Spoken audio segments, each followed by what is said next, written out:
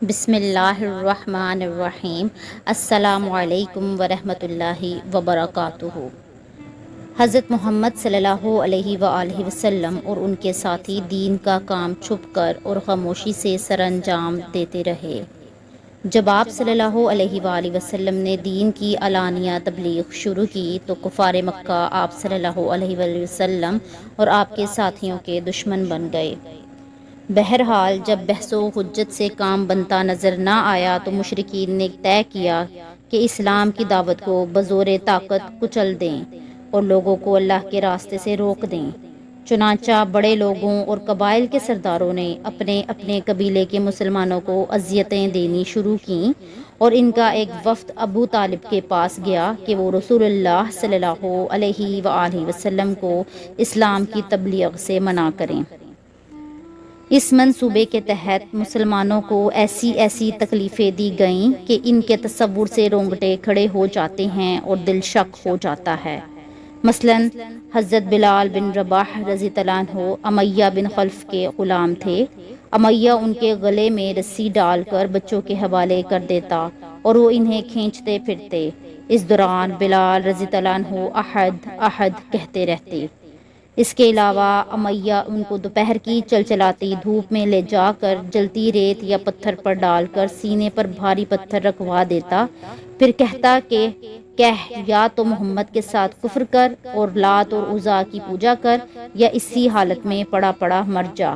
بلال کہتے احد احد۔ ایک روز حضرت ابوبکر رضی اللہ عنہ گزرے اور انہیں اسی طرح کی اذیت دی جا رہی تھی تو انہیں خرید کر اللہ کے لیے آزاد کر دیا۔ عامر بن فہیرہ رضی اللہ عنہ کو اس قدر مارا جاتا اور اذیت دی جاتی کہ ان کی عقل جاتی رہتی اور انہیں کچھ سمجھ میں نہ آتا کہ وہ کیا کہہ رہے ہیں۔ ابو فقیہ رضی اللہ عنہ جن کا نام افلاح تھا اور جو قبیلہ ازد کے رہنے والے اور قبیلہ بنو عبد الدار کے غلام تھے، ان کے پاؤں میں لوہے کی بیڑیاں پہنا کر دوپہر کی چلچلاتی دھوپ میں نکالتے اور کپڑے اتار کر جلتی ریت میں یا پتھر پر لٹا دیتے اور اوپر سے اتنا بھاری پتھر رکھ دیتے کہ ہل نہ سکیں، اور اتنی دیر تک اسی حالت میں چھوڑے رکھتے کہ عقل کھو جاتی۔ انہیں مسلسل اسی طرح اذیتیں دی جاتی رہیں یہاں تک کہ دوسری ہجرت حبشہ میں بھی وہ بھی ہجرت کر گئے۔ ایک بار اسی طرح ان کا بازو رسی سے باندھ کر گھسیٹتے ہوئے لے جایا گیا اور جلتی زمین پر ڈال کر اس طرح ان کا گلا گھونڑ دیا گیا کہ لگتا تھا مر گئے۔ اسی دوران حضرت ابو بکر رضی اللہ عنہ وہاں سے گزرے تو انہیں بھی خرید کر اللہ کے لیے آزاد کر دیا۔ مشہور صحابی خبیب بن ارطھ زمانہ جہالیت میں قید ہو کر آئے تھے۔ انہیں بنو خزاعہ کی ایک عورت ام انمار بنت سبع نے خرید لیا تھا۔ یہ لوہار تھے۔ جب مسلمان ہوئے تو ان کی مالکن لوہے کا جلتا ہوا ٹکڑا لے کر آتی اور پیٹھ پر ڈال دیتی تاکہ محمد صلی اللہ علیہ وآلہ وسلم کے ساتھ کفر کریں، مگر اس سے ان کا ایمان کچھ اور ہی بڑھ جاتا۔ انہیں مشرکین بھی سزائیں دیتے، کبھی گردن مڑوڑتے، کبھی بال نوچتے اور کئی بار تو جلتے ہوئے کوئلوں پر ڈال دیا جنہیں ان کی پیٹ کی چربی ہی نے بچایا۔ حضرت زنیرہ بروزن صدیقہ رضی اللہ عنہ ایک رومی لونڈی تھیں۔ وہ مسلمان ہوئیں تو انہیں اللہ کی راہ میں اس قدر تکلیفیں دی گئیں کہ وہ اندھی ہو گئیں۔ اس پر ان سے کہا گیا کہ تمہیں لات اور عزا کی مار پڑ گئی ہے۔ انہوں نے کہا نہیں واللہ انہوں نے میرا کچھ نہیں بگاڑا، یہ تو اللہ کی طرف سے ہے اور اگر وہ چاہے تو اسے دور کر سکتا ہے۔ دوسرے دن صبح ہوئی تو واقعی اللہ نے ان کی بصارت بحال کر دی تھی۔ اس پر مشرکین کہنے لگے یہ تو محمد کا ایک جادو ہے۔ ام عبیس رضی اللہ عنہ بنو زہرہ کی ایک لونڈی تھی۔ ان کا مالک اسود بن عبد یغوث انہیں ستایا کرتا۔ یہ رسول اللہ صلی اللہ علیہ وآلہ وسلم کا بڑا کٹر دشمن تھا اور آپ کا مذاق اڑایا کرتا تھا۔ بنو عدی کے عمر بن مومل کی ایک لونڈی مسلمان ہوئی تو انہیں عمر بن خطاب ستایا کرتے تھے۔ وہ ابھی مسلمان نہیں ہوئے تھے، چنانچہ انہیں اتنا مارتے کہ مارتے مارتے تھک جاتے، پھر چھوڑ کر کہتے کہ میں نے کسی مروت کی بنا پر نہیں بلکہ مارتے مارتے اکتا گیا ہوں اس لیے چھوڑ دیا ہے۔ وہ کہتی تیرا رب بھی تیرے ساتھ ایسا ہی کرے گا۔ اور جو لونڈیاں مسلمان ہوئیں اور انہیں ستایا گیا، ان میں نہدیہ اور ان کی صاحبزادی کا ذکر کیا جاتا ہے۔ یہ دونوں بنو عبد الدار کی ایک عورت کی لونڈیاں تھیں۔ ابو بکر رضی اللہ عنہ نے حضرت بلال، عامر بن فہیرہ اور ابو فقیہہ رضی اللہ عنہ کی طرح ان سب لونڈیوں کو بھی خرید کر آزاد کر دیا۔ اس پر ان کے والد ابو قحافہ نے بطور عتاب کہا، میں دیکھتا ہوں کہ تم کمزور گردنیں آزاد کر رہے ہو، اگر طاقتور مردوں کو آزاد کرتے تو وہ تمہارا بچاؤ بھی کر سکتے تھے۔ ابو بکر رضی اللہ عنہ نے فرمایا، میں اللہ کی رضا چاہتا ہوں۔ اس پر اللہ نے ان کی تعریف کی اور ان کے دشمنوں کی مذمت میں قرآن اتارا۔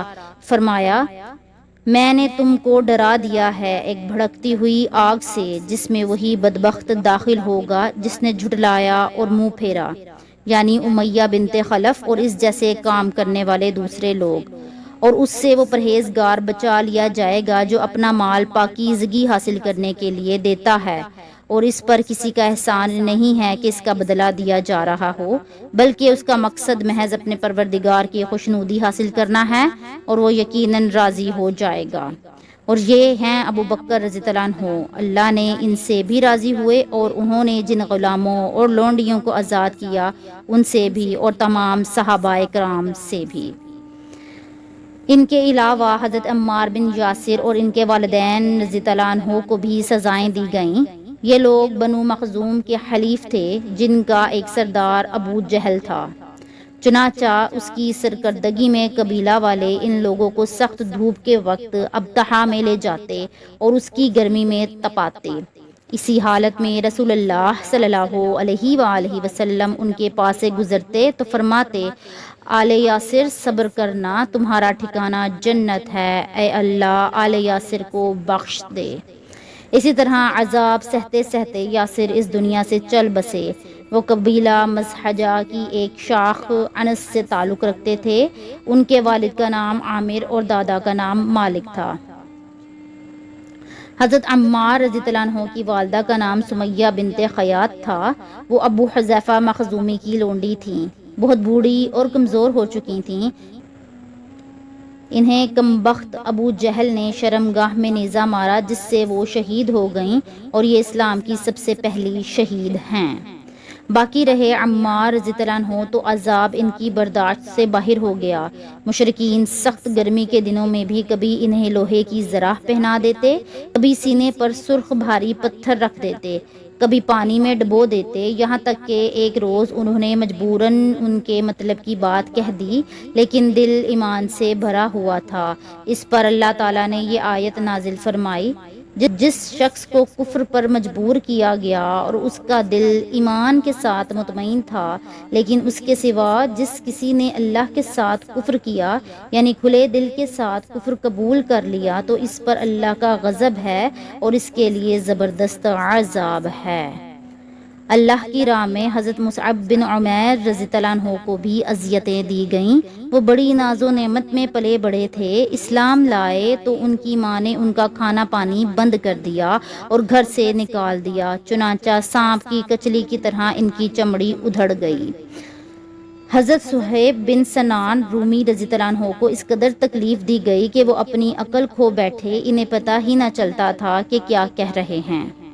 حضرت عفان رضی اللہ عنہ کو طرح طرح سے ستایا گیا۔ ان کا چچا ان کو کھجور کی چٹائی میں لپیٹ کر نیچے سے دھونی دیتا۔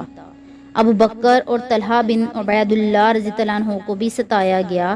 نوفل بن خویلد نے، اور کہا جاتا ہے کہ طلحہ بن عبید اللہ کے بھائی عثمان بن عبید اللہ نے دونوں کو پکڑ کر ایک ہی رسی میں باندھ دیا تاکہ نماز کی ادائیگی اور دین پر عمل پیرا ہونے سے باز رہیں، مگر ان دونوں حضرات نے اس کی بات نہ مانی۔ پھر وہ حیرت سے دیکھتا ہے کہ دونوں کھلے ہوئے ہیں اور نماز پڑھ رہے ہیں۔ چونکہ دونوں ایک ساتھ رسی میں باندھے گئے تھے، اس لیے انہیں کرین کہا جاتا ہے۔ کرین کے معنی ہیں ایک ساتھ ملائے گئے۔ ابو جہل کا حال تھا کہ جب وہ کسی بااثر اور بچاؤ کی طاقت رکھنے والے آدمی کے اسلام لانے کی خبر سنتا تو اسے ڈانٹتا، پھٹکارتا اور دھمکیاں دیتا کہ مال و عزت کو نقصان نہ پہنچاؤ، اور اگر کمزور آدمی اسلام لاتا تو اسے خود بھی مارتا اور دوسروں کو بھی شہ دیتا۔ غرض جس کسی کے بھی مسلمان ہونے کا پتہ چلتا، مشرکین اس کے در پہ آزار ہو جاتے اور جہاں تک بس چلتا ستاتے اور تکلیفیں دیتے۔ یہ زیادتیاں تو کمزور اور عام مسلمانوں کے ساتھ ہو رہی تھیں، لیکن بڑوں اور معزز لوگوں میں سے کوئی مسلمان ہوتا تو مشرکین کو بھی ہاتھ اٹھانے سے پہلے بار بار سوچنا پڑتا۔ چنانچہ ایسے مسلمانوں سے اس کے ہم پلہ لوگ ہی حد درجہ احتیاط اور سوچ و بچار کے بعد ٹکرانے کی جرأت کرتے۔ امید کرتی ہوں میری آج کی یہ ویڈیو آپ کو اچھی لگی ہوگی۔ ویڈیو اچھی لگی ہو تو ویڈیو کو لائک کر کے چینل کو سبسکرائب کر کے ہماری حوصلہ افزائی کریں۔ پھر ملاقات ہوگی ایسی ہی معلوماتی ویڈیو کے ساتھ۔ اپنا خیال رکھیے گا۔ اللہ حافظ۔